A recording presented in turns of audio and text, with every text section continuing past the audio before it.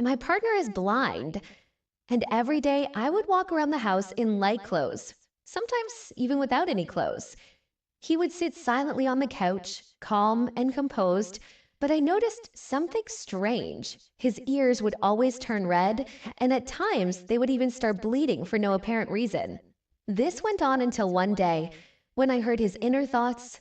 Should I tell her that my eyes are actually fine? But her waist looks so soft. I wonder how it would feel to hug her. She has long legs. I wonder how they would feel resting on my shoulders. Stop! I shouted, rushing forward to cover his mouth, my heart pounding. I had just returned from a nightclub, exhausted both physically and mentally. My father was sitting on the couch, arms crossed and smiling. I have good news for you, he said casually. What is it? I asked, still in shock from what I had just overheard. The company has gone bankrupt, he stated calmly. Dad, are you crazy? What are you talking about? I asked in disbelief. He waved off my concern with a smile. Don't worry, everything has a silver lining. What silver lining? I have a bad feeling about this, I muttered, the dread building inside me. He continued, Vincent's family is preparing to marry you off. The Wen family? I gasped. They have only one son, Vincent, and he was recently blinded in a car accident. I couldn't believe it. I have to marry a blind man? No way. I haven't had enough fun yet, I exclaimed in protest. Before we continue with the story, I want to ask for a favor. It's been my childhood dream to reach 1,000 subscribers, and it would mean the world to me if you could help make that dream come true by subscribing to the channel. Thank you so much. And now back to the video. So, you're selling your daughter? I shot back, feeling like I was up against a massive, unmovable force. My thoughts raced. If I go to the Wen family, I might end up with broken legs. How can I marry a blind man? 3 days later, I was tied up and thrown into a wedding car. At the wedding ceremony, the host asked, Mr. Vincent, do you want to marry Miss Jenny? The man in front of me, with deep, cold eyes, looked like a movie star in his sophisticated black suit.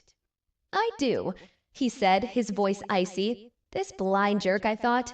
Handsome or not, being good-looking won't pay the bills. The host turned to me and asked, Miss Jenny, do you want to marry Mr. Vincent as your husband? I don't want to, I shouted. But before I could say more, the bodyguards behind me quickly covered my mouth. The host maintained his polite smile. All right, it seems like you two are a match made in heaven. Later that night, still tied up and thrown onto the marriage bed, I cursed my father until I was out of breath. Feeling drowsy, I started to drift off to sleep, but then I heard someone walk into the room. The sound of polished dress shoes treading on the wooden floor tapped against my eardrums. I instantly woke up shouting, Help! Forced marriage! Help! Jenny! The man called out, brushing his cuffs methodically. His voice was like a cold rain on a winter night, sending shivers down my spine. What are you going to do? I asked, staring at him as he approached. Wasn't he supposed to be blind? I wondered, how is he walking so steadily without a cane? Vincent, please let me go, I begged, watching him closely. I can introduce you to someone else, my best friend. She's beautiful and gentle. Please, I'll beg you, I cried, my voice trembling with desperation. His face was only 10 centimeters away from mine, and a coldness emanated from him. Though his pitch-black eyes saw nothing, they were full of coercion and danger. But we've already had a wedding, he said as he straightened up, reaching out as if to touch my head. I immediately backed away. It's okay, you can let me go, but your dad's company needs funding, he added nonchalantly. I was stunned, my heart racing. After going bankrupt, I would have to go back, and the house and cars in our family were probably all sold. The debts I owed would take me a lifetime to repay. Shivers ran down my spine, and my face changed immediately. Oh, I was just kidding. I'm actually very willing to marry you after all, because you're so rich. I sneered inwardly. Just get married, I thought to myself. I'm just freeloading off a husband. Once my dad's company recovers, I can leave, right?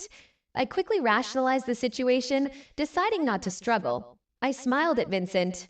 All right then, honey. Vincent stiffened for a moment. Don't call me that, he said, his voice cold. Oh, too bad, honey, I teased. But suddenly something came to mind. Since this is a marriage, we need to establish some rules. I said, my tone shifting to a more serious one. You can't touch me. I sleep on the bed, you sleep on the couch. There's a guest room at home, after all. Vincent reluctantly rubbed his forehead. Fine, you sleep in the guest room, he responded. The next morning, I woke up to find that Vincent had already gone to work. How could he work if he couldn't see? I wondered. Just as I was thinking about it, I felt hot all over. I glanced at the air conditioner. The temperature showed 39 degrees Celsius. I searched everywhere for the remote. Where's the remote? I muttered in frustration. Hey Siri, turn on the air conditioning. No response. I lost my mind with frustration and stripped off all my clothes, lying down on the sofa in a fit of anger. I fell asleep like that. Suddenly, the front door opened. I heard familiar footsteps approaching. I woke up abruptly. Wait, don't turn on the light, I'm not dressed, I shouted, realizing I was only in my underwear. But it was too late. The light switched on. Vincent stood at the doorway, his gaze unfocused. I had forgotten. He can't see. I felt relieved and continued lying down on the sofa. You're back, I said nonchalantly. Come on, make some food. I'm starving. You haven't eaten all day. Vincent seemed somewhat uncomfortable for some reason, his gaze avoiding mine. How could he be shy if he can't see? I wondered, feeling mischievous. I decided to tease him. I walked up to him barefoot, nearly pressing my body against his. Honey, am I pretty? I asked, taking his hand and placing it on my waist. Vincent's pupils contracted, his face turning red. You're pretty, he mumbled, quickly turning his head away. You can't see anyway. It's boring, I said with a smirk, turning away. As I walked away, I heard Vincent's puzzled voice behind me. Can't see? Who told you I can't see? He paused for a moment, then added, Yes, I lost my sight in the accident. Then get it treated quickly, I said, as I walked up the stairs, ready to take a shower. After the shower, I thought about wearing a bathrobe, but then I remembered there were no cameras in the house and that I only had a blind husband. So I decided not to bother.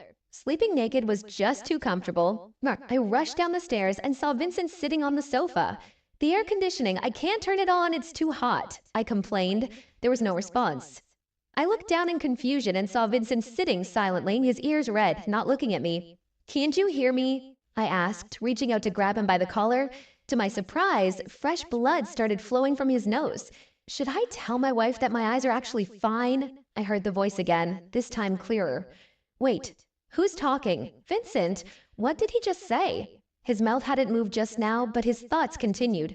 But my wife's waist looks really soft. I wonder what it feels like to hug her. Could I hear Vincent's thoughts? My eyes widened as I stared at him. My wife has long legs. I wonder how they would feel resting on my shoulders, he continued in his mind. Stop, I shouted, stepping forward and covering his mouth. His eyes lifted slightly, looking at me calmly, yet still. He didn't say anything. That's right, I know, I muttered, still processing. But how could I hear his thoughts? I glanced at him suspiciously. Also, what are you thinking about? I demanded. Vincent's inner voice echoed again. My wife looks cute when her eyes widen. I want to kiss her. I turned around suddenly, catching him sneak a glance at my lips. What was this? It was just an arranged marriage. How could a stranger ogle me like that? I seemed to have forgotten something important. Did he just say his blindness had been cured? I wondered. I raised my hand and waved it in front of Vincent's face. He didn't flinch, his eyes slightly unfocused. Good thing I'm smart, his inner voice whispered. Otherwise, if my wife found out, I wouldn't get to see her sexy figure anymore. I hurriedly packed up a few things and tossed them into my luggage, preparing to leave. But just as I reached the door, I was stopped by Vincent's arms wrapping around me in a hug. Are you okay? He asked gently, his caring voice almost convincing. If I hadn't heard his inner thoughts, I would have believed his concern was real. His hands were touching my waist, and I stepped back in fear. The man came closer. Jenny, where are you going? He asked. Where are you going? You walk straighter than a zebra crossing, he teased, as I watched him grope his way toward me. With my back against the corner of the table, I shouted, Stay away! The scene in front of me felt like I was prey, trapped in a corner while the hunter meticulously sharpened his knife, stepping closer and closer. My heart raced as if it were on the edge of a cliff, and I swallowed hard. My best friend just had a breakup, I stammered. I need to go to her house and comfort her. Vincent tilted his head slightly as if pondering. But I remember your best friend is vacationing in Florence for the next few days, he replied, his voice carrying suspicion. I shrank back, my eyes darting around. Oh, her grandfather graduated. No, it's her dad who's pregnant. I need to help out? Jenny, Vincent said softly, already standing in front of me, his tall figure looming over me. Why lie to me? I didn't dare meet his eyes, afraid he would throw me onto the bed. How could I lie to my husband? I mumbled, patting his shoulder, which was far too close for comfort. There really is something I need to do. I'll be out for a couple of days. Fine, Vincent agreed with a sigh. I widened my eyes in disbelief and immediately dragged my suitcase to the door, scrambling to escape. Dad, open the door, I yelled, but no response came. What a joke! My dad changed the passcode to the main gate. I realized I couldn't even return to my own home. My friend's phone wasn't connecting either. Not to mention my aunts and uncles, they had all abandoned us when they heard about the company's bankruptcy. I was completely alone. There was no hope left. I dragged my suitcase and sat on the curb, not caring about my appearance. After a while, I realized, oh no, I forgot my phone. Looks like I was really going to be a wanderer this time. I can't go back to Vincent's house. That's a wolf's den. Sooner or later, he'll devour me alive. I must preserve my chastity for my future boyfriends, I thought sarcastically. As I sat there, a little dog wagged its tail, happily carrying a plastic bag with bread in it, passing right by me. Maybe it's a donation from a kind soul, I thought. I shouted out loud, "Stop!" The little dog turned its head and blinked its watery eyes at me as if asking, "What's wrong?" Seeing the look in its eyes, I suddenly felt guilty. 10 seconds later, I was eating half of the bread while the dog ate the other half in my arms. I can't believe I'm competing with a dog for food, I thought bitterly. Vincent, this is all because of you. My dad doesn't want me anymore, I cried, tears welling up in my eyes. The dog licked my face as if trying to comfort me. Get lost, go away. I pushed the dog away, but the scruffy little creature wriggled back into my arms, determined to stay close to me. Here I am, a fallen rich girl, wandering the streets. It was impossible to find work, and I thought I'd rather be arrested and sent to prison. At least there would be food there. After starving for what felt like an eternity, I finally gave in. I found a job as a waitress in a bar, and the little dog followed me around, wagging its tail cheerfully. Did you hear? Vincent's newly wedded wife ran away, a voice at the bar whispered. I know. Vincent's face was as dark as the bottom of a shoe when he heard, another replied. Vincent is so good, why would she run away? One customer asked, curious. Couldn't bear it, I guess. Poor young girl, someone chimed in. Who knows, said another, but judging by Vincent's expression, I bet if they catch her, she'll be tied up at home. I shivered all over as I overheard their conversation. Just then a familiar figure entered the bar, holding a phone and asking, Have you seen this girl? It's Vincent's people. I immediately stopped serving drinks and tried to escape, but the person at the booth behind me persisted. Where are our drinks, waiter? You, the skinny one who looks like a praying mantis. My arm was grabbed as I tried to leave. Where are our drinks? Why do you look so familiar? I was desperate to escape. Panicking, I kicked out with my foot and then turned and ran. Jenny, I recognize her, someone shouted. Quick, catch her! Vincent will reward us handsomely. Vincent, you scoundrel! I muttered to myself as I sprinted toward the narrow stairway. I shouted as I ran. It's all because of you. I feel like a wanted criminal now. The ill-fitting work uniform hindered my footsteps, and in desperation, I tore off the tight skirt in a swift motion and continued running down the stairs. But as soon as I turned a corner, a hand reached out and firmly covered my mouth. Simultaneously, I was pulled backward by someone. Caught you! A low, hoarse voice resounded in the dark, empty stairwell. The sound was chilling. I found myself being tightly embraced by a tall, warm body, as if being embedded deep into the person's arms. Vincent? I tried to shout, but my chin was held up. Be good. It'll hurt if you struggle, he warned. The next moment, he kissed me fiercely, biting my lip as he did so. I was kissed into submission, unable to catch my breath. My hands, which had been resisting, gradually fell limp, giving the appearance of compliance. Time seemed to stand still in the stairwell, with only the sound of our rapid heartbeats, the ambiguous sounds of sucking, and the rustling of clothes filling the air. This was punishment. Vincent finally stopped, and with our noses almost touching, he breathed heavily. Tears welled up in my eyes as I raised my head. "It's all your fault. My dad doesn't want me anymore," I sobbed. Vincent lifted a hand to wipe the corner of my mouth. "Well, blame me all you want. It's all right. I have you now." Upon hearing that, I snapped out of my daze.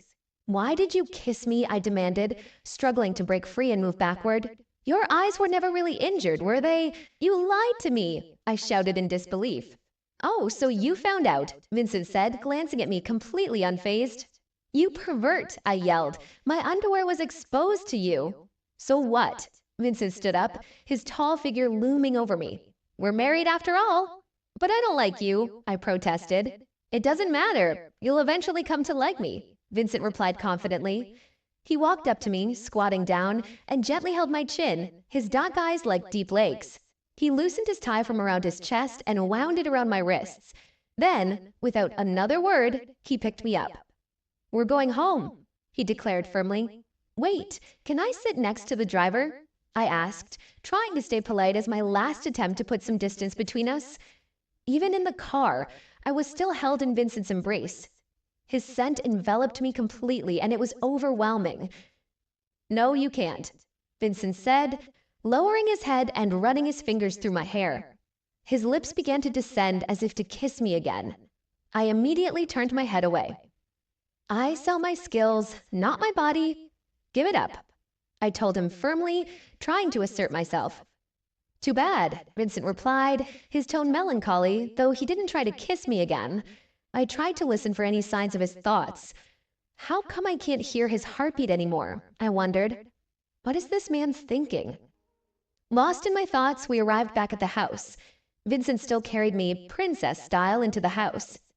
"Don't run around like that in the future," Vincent said, his voice stern. He paused, then added, "Your father—" "Don't mention him to me," I shouted, growing angrier the more I thought about it.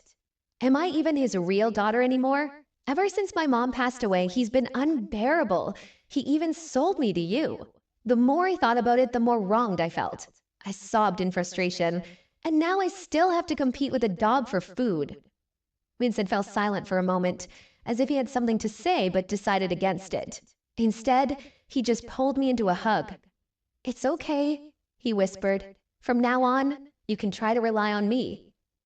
"Rely on you? I might as well rely on my little dog," I thought bitterly. "At least the dog isn't as twisted as you are," I added silently. It seemed like there was no escaping this situation. I had been working as a waitress in a bar, wandering the streets, but I figured I might as well stay at Vincent's house. At least there would be food and drink. I had made up my mind. If he wants to hug me, let him hug me. If he wants to kiss me, let him kiss me. Being held by him was surprisingly comfortable. Before long, I fell asleep. I must admit, he was quite skilled at kissing. As we kissed, he sat in a chair and casually pulled me onto his lap. I hooked my arms around his neck, and soon I drifted off to sleep. But in the middle of the night, I woke up feeling hot. I realized the air conditioning in the master bedroom was broken. "I'll just sleep on the floor. It'll be cooler," I thought to myself. After 10 seconds of lying on the floor, my back ached and I couldn't bear it any longer. I pushed open the door to the guest bedroom where I was met with a cool breeze. "Ah, comfortable," I whispered. "Jenny?" Vincent's voice called out from the bed as he fumbled to turn on the bedside lamp. "What's wrong?" "Today, I checked feng shui on my phone, and it said the master bedroom's feng shui is bad. Let's switch rooms. You go to the master bedroom," I said quickly. Before Vincent could oppose, I pushed him out of the room and locked the door behind me. "Air conditioning, here I come," I whispered, relieved. But before I could celebrate for 2 seconds, the locked door suddenly shook. I heard the sound of a key being inserted and turned. Before I could react, the door swung open and Vincent walked over to the bed. "Jenny?" he called. I buried my head in the blanket, pretending to be half asleep. "I'm tired. Stop fooling around. Go back to sleep," I muttered. The next moment, the bed sank slowly, and I was embraced along with the blanket. "Roll over," Vincent whispered. I struggled hard. How could I sleep with a man? I thought. This is my bottom line. But as I continued to struggle, I realized something. Wait a minute. This is actually quite comfortable. I lifted my legs and rested them on Vincent's waist, snuggling into his embrace like a doll. It felt incredibly secure. I hadn't felt this comfort since I was 5, after my mom left. "All right, let's just hug for one night," I mumbled, falling soundly asleep, completely unaware of the smug smile on Vincent's face in the darkness. I slept until 7 o'clock, and when I woke up, Vincent was already gone. I got out of bed and went outside to walk the dog, play with the cat, and even join the elderly man practicing Tai Chi. "Girl, don't learn this from me. I'm afraid you'll hurt yourself," he said with a chuckle. I was stretching stiffly, accidentally kicking over a railing. As I propped it back up, I suddenly noticed a familiar figure across the street. Tall and slender, dressed in a black windbreaker, he was smiling warmly and charmingly while chatting with an elderly lady by the roadside. But when he turned and saw me, his smile instantly disappeared. My heart raced. My feet moved on their own as I began to follow him. "Alan! Alan!" I called out. The man reluctantly stopped and glanced at me coldly. "What is it?"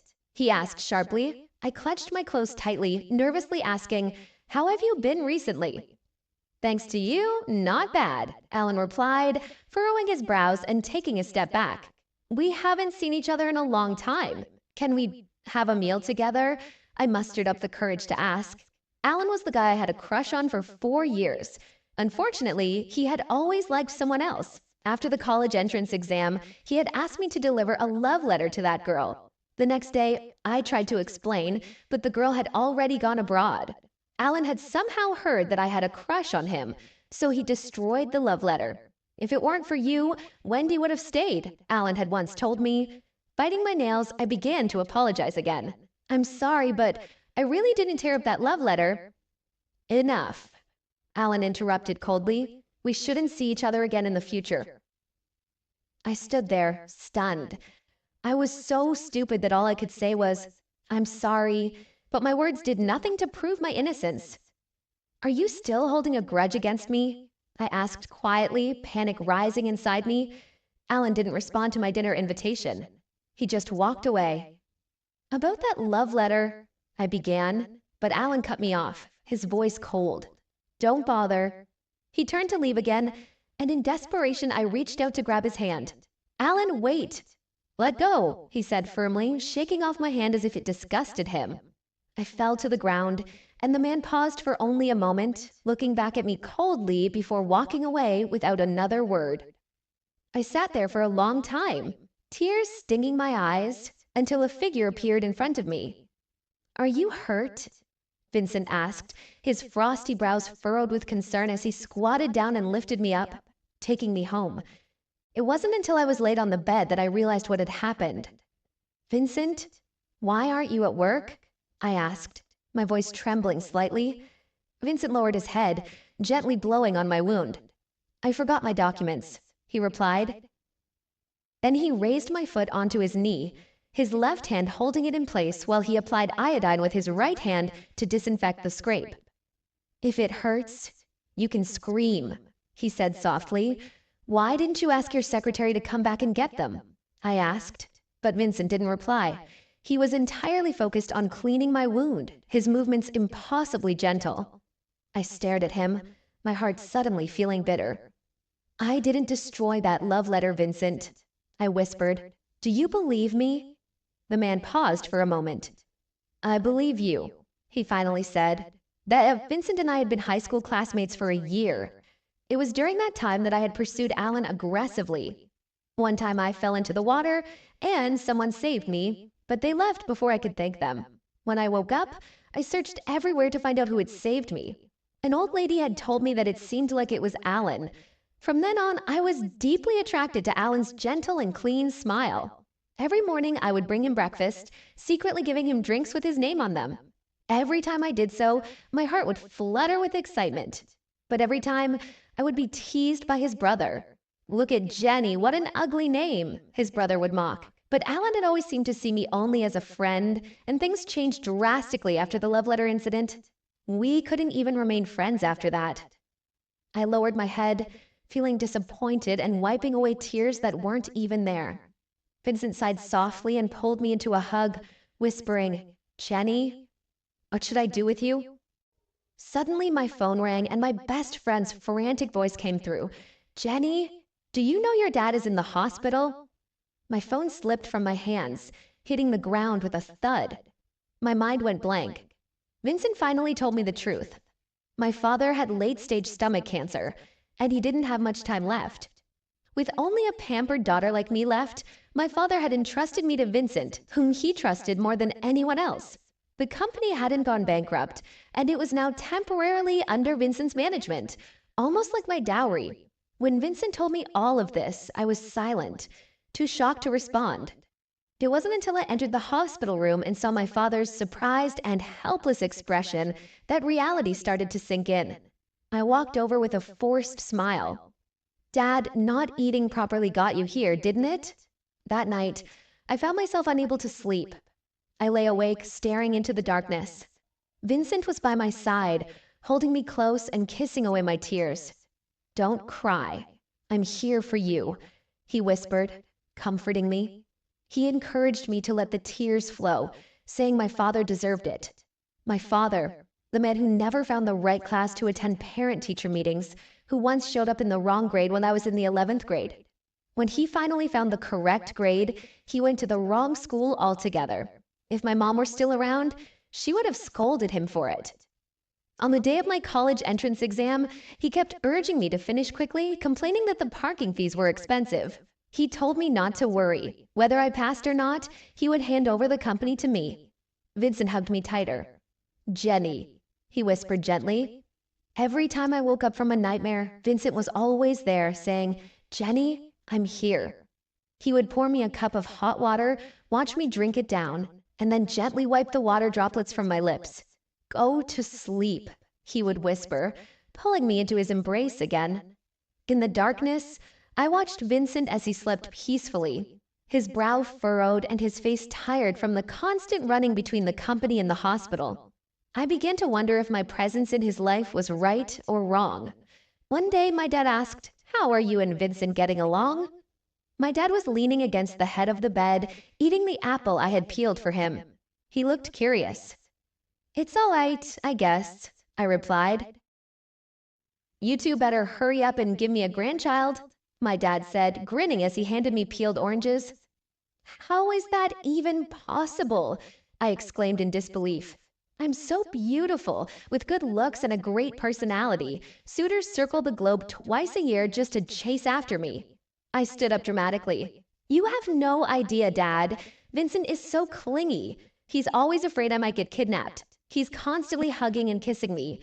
It's really annoying. He doesn't know when to stop." Just as I finished ranting, I noticed my dad's amused expression. Sensing trouble, I turned around, only to find Vincent standing behind me with his arms crossed, calmly watching me. "Clingy, always hugging and kissing you, not knowing when to stop," Vincent echoed. I awkwardly chuckled. "I'm just messing with my dad." That night, when we got back home, Vincent held me down on the bed, kissing me as I laughingly protested, "I was just joking, Vincent, let go." As my father's health gradually improved, he mentioned that if I genuinely didn't like Vincent, he could find someone else for me. I hesitated before replying, "Let's discuss it later." One day, while I was picking up medicine, I ran into Alan. "Are you okay? Are you sick?" I hurriedly approached him, wanting to hold his arm, but he pulled away. "Jenny, I don't want to say this a second time. My matters are none of your concern. Stop coming to find me," Alan said coldly as he turned to leave. As Alan walked away, a hand suddenly pulled me back. "Jenny, stay here," Vincent commanded as he strode up to us. Opening his phone, Vincent played a video in front of Alan. It was surveillance footage that Vincent had asked the class monitor to find, showing Alan's good friend secretly rummaging through my bag and tearing up the love letter, which had led to all the misunderstandings. Vincent reached out and put his arm around me. "Jenny and I are already married," he said firmly. "Jenny came here to clarify the misunderstanding. If you don't believe it, then you're just a fool who's easily misled by others." Alan's whole body trembled. "I believe you," he finally admitted, as the truth that had been delayed for almost 10 years dawned on him. "Jenny," Alan stammered apologetically. "I'm sorry." His late apology felt so tiring. "Let's still be friends, okay?" Alan asked, his voice filled with regret. He tried to reach out to me, but Vincent pushed him away, saying, "I told you we're already married. She's my wife now." With a bowed head, Vincent added, "Let's go." I stared at Vincent in disbelief, my heart beating uncontrollably. When we got back home, the realization hit me, and I turned to Vincent to thank him. "Thank you," I said quietly. "No need," Vincent replied, glancing at me. Unexpectedly, he pulled me close, lowering his head to kiss me. "Consider it a gesture of appreciation," he whispered. I felt a sudden sting in my chest and quickly pushed him away. "I'll go back to my room," I muttered, retreating. "Oh no, I think I've fallen for Vincent," I thought to myself later that night. I texted my best friend excitedly, sharing my thoughts. "Sometimes he's so handsome and authoritative." But then, as I was texting, I saw a message pop up in a group chat with my name mentioned. My heart skipped a beat as I clicked on it. Wasn't Jenny the one who fell into the water before? Yeah, she said Alan saved her. But the conversation continued, and my heart sank. My grandma turned out to be mistaken. She saw Vincent at the hospital today and mentioned that he was the one who saved a girl who had fallen into the water. Suddenly, everything became clear. A deep sense of absurdity and collapse filled me. I had liked Alan for 4 years, believing all along that he had been the one who saved me. But it had been a misunderstanding. It was always Vincent. How intertwined our destinies had been from the start. A wave of clarity swept over me as I realized that everything had been wrong. I had pursued the wrong person. In reality, it was Vincent who had been there all along. Could I now truly start liking Vincent? Absently holding a stuffed toy, I watched as Vincent walked out of the bathroom, fresh from his shower, shirtless. I stole glances at him, feeling awkward. "If you want to look, just look openly," Vincent teased as he dried himself with a towel. Casually, he threw it into the laundry basket and added, "Why peek when I'm right here?" I turned away without saying a word. Vincent climbed into bed and moved closer to me. "Are you mad?" he asked softly. "No," I said, suddenly feeling restless. "Why are you always so good to me?" I asked, my voice barely a whisper. "You're my wife," Vincent replied, hugging me from behind. After a long silence, I turned around and kissed Vincent's cheek. As I tried to pull away, the sound of his heavy breathing stopped me, and he pulled me into a deeper kiss. "Why are you so forward today?" he asked, his voice low. Without a word, I turned around, straddling him. "Don't speak, just kiss me," I whispered. Vincent was taken aback. "Jenny," he said softly. The air between us felt thick and heavy. Later, as I lay in the bathtub, I exclaimed, "Vincent, what did you eat to grow this big?" He rubbed my head gently and replied in a soft voice, "You." I chuckled. "Dad, do you think if I tell Vincent this, he'll want to kill me?" My dad laughed. "How petty. Bring some fruit to visit your old man and tell him what's on your mind." I hesitated for a moment. "Dad, actually, I was going to set up a marriage for you back then," I began. Halfway through, though, Vincent intervened. He said he had secretly admired you for a long time. I was taken aback. "What? When?" My dad shrugged. "He told me he'd had a crush on you since high school.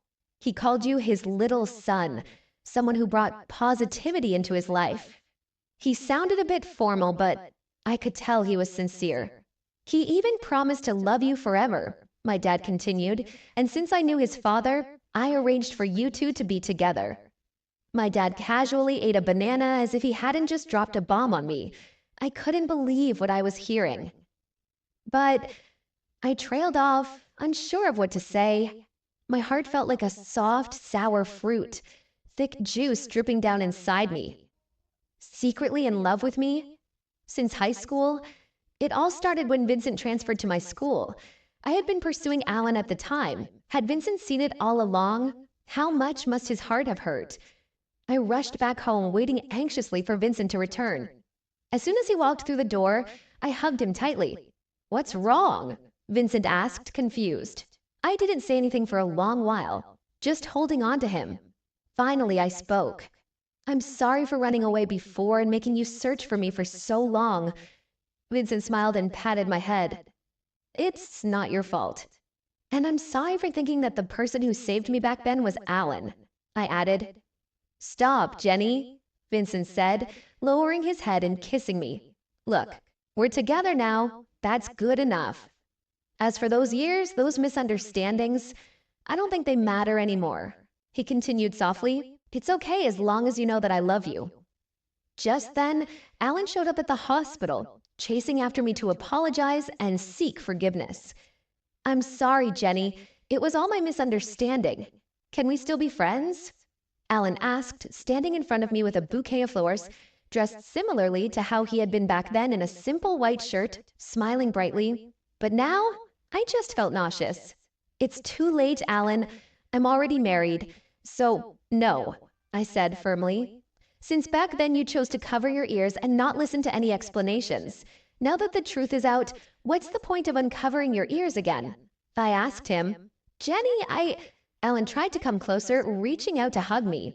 "I'm really sorry," I said, backing away, feeling dazed. Something I had longed to hear for so many years, "I'm sorry," was suddenly meaningless. If there were misunderstandings, I didn't care anymore. "I'm married to Vincent. Don't look for me again," I said, my voice unwavering. "Jenny, your marriage to him is just an alliance. You can't possibly like him. You liked me for so many years before, right?" Alan asked, still trying to plead his case. "I've changed my mind now," I replied. "As long as you agree, I'll divorce Vincent immediately and marry you." "Who says I don't like Vincent?" I snapped back. "He's rich and kind. Sorry, you should go now." As I turned around, I noticed Vincent leaning against the car door nearby. I didn't know how long he had been listening. Our eyes met and I quickly looked away. "What did you just say?" "Rich and kind," Vincent asked with a smirk. "What was that?" My face turned red in embarrassment. "Nothing, you misheard," I stammered. "Let's talk about it at home." My father's condition had stabilized. In the second month, I brought him a report. A man nearing 60, I saw him shed tears for the first time. He hadn't cried when he found out he had cancer, nor during chemotherapy, but seeing me pregnant brought tears to his eyes. "I want to pick a name for him. Let's call him Winnie," my father said, smiling through his tears. I remembered that Jenny must have been a name he picked for me. It sounded like a name that gave you strength, even in winter. Vincent held me and said, "Jenny, let's name him Honey." In high school, after Vincent had finished playing basketball, he wiped the sweat off with his shirt and suddenly saw me smiling as I handed a bottle of water to Alan. Vincent had suddenly felt thirsty, but he had refused all the water offered to him. If I wasn't given water, it was fine, he had thought at the time. Right before the sports day's 1,000-meter race, I had handed Vincent back his number tag and waved, cheering him on. "Do your best. If you're too tired, don't push yourself. Take a break," I had said. Vincent had smiled at me. Everyone had told him to fight for first place and bring glory to the class, but unexpectedly, there had been someone who was simply considering his well-being. "All right," Vincent had said to himself as he stepped onto the track, glancing into the distance, the sunlight just right. Vincent had been lost in his own thoughts as he ran that race, realizing how small acts of kindness from me had left an impact on him. He remembered all the times I cheered him on, and in those moments, I had unknowingly become someone important in his life. As the months passed, my pregnancy progressed, and Vincent's care for me deepened. He was always attentive, making sure I was comfortable and never lacking in anything. My father's condition had improved, and I visited him frequently. One day, my father said, "You know, Jenny, I think Vincent is a good man. He really cares about you." I nodded, feeling warmth in my heart. "I know, Dad," I replied softly. Vincent and I had come a long way since the beginning of our arranged marriage. The awkwardness between us had faded, replaced by a sense of understanding and mutual respect. Though our journey had been anything but conventional, I realized that Vincent had always been there for me, even when I didn't notice. One night, as we lay in bed, Vincent pulled me close and kissed my forehead. "Jenny, do you still think about leaving me once your dad's company recovers?" he asked, his voice gentle but carrying an edge of vulnerability. I hesitated for a moment before replying, "I don't know." Vincent sighed softly, his arms tightening around me. "I hope you'll stay," he whispered, "not because of the company, but because I've fallen for you, Jenny." His confession left me speechless. I had always seen Vincent as distant and cold, but over time his true feelings had come through. And now, hearing him say he loved me made my heart swell with emotions I hadn't fully recognized before. "I think I've fallen for you too," I admitted, my voice barely above a whisper. Vincent smiled, kissing me softly in response. As the months passed, we continued to grow closer, our bond becoming stronger with each passing day. Eventually, I realized that what had started as an arranged marriage had blossomed into something real, something meaningful. Vincent had been the one constant in my life, the one who had always cared, even when I hadn't seen it. And now, I couldn't imagine my life without him.